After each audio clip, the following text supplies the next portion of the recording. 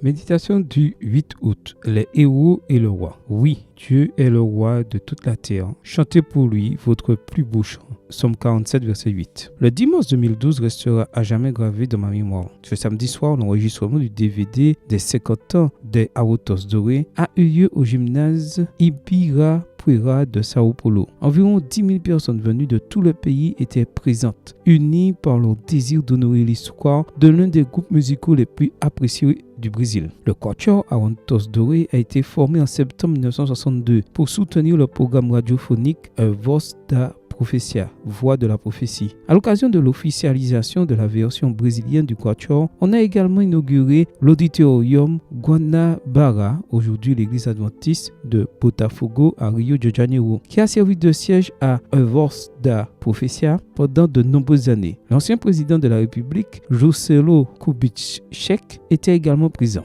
La semaine précédente, l'enregistrement a été très particulier. Nous avons passé de nombreuses heures à répéter avec pratiquement toutes les formations du quatuor. C'était pour moi une expérience pleine de sens, puisque j'ai grandi en écoutant les Arotos Dorés. Je n'arrivais pas à croire que je chantais aux côtés de Marlon Brando, Roberto Conrad, Juan Salazar, en autres. J'ai de plus été ravi d'entendre des anecdotes amusantes sur les voyages et des témoignages marquants. Lors de la répétition générale du vendredi, nous nous sommes réunis dans le gymnase pour un court service. Ce qui ne devait être que quelques minutes de méditation s'est transformé en un moment de forte émotion. Avec les témoignages de certains anciens membres, il a été difficile de retenir ses larmes. Entre étreinte et sourire, nous avons confirmé une fois de plus que nous étions une famille. Quand le moment de la représentation est arrivé, j'étais ravi. Au début du concert, nous avons interprété notre nouvelle version de Brevira, Il vient bientôt, avec le groupe de 2012. À ce moment-là, mon cœur battait à la chamade. Chanter aux côtés de tant d'amis et de pionniers de ce ministère était une expérience unique. Toutefois, la chose la plus importante ce soir-là n'était pas les Arotos Dorés, mais le roi. C'est pour lui que ce ministère existe et c'est pour son retour que nous continuons à prêcher et à chanter quel que soit le lieu ou le moment. Mon souhait pour toi aujourd'hui est que tu sois toi aussi un héros du roi Jésus. Proclame son nom partout où tu vas. Amen. Bonne journée à toi et que le Seigneur te bénisse.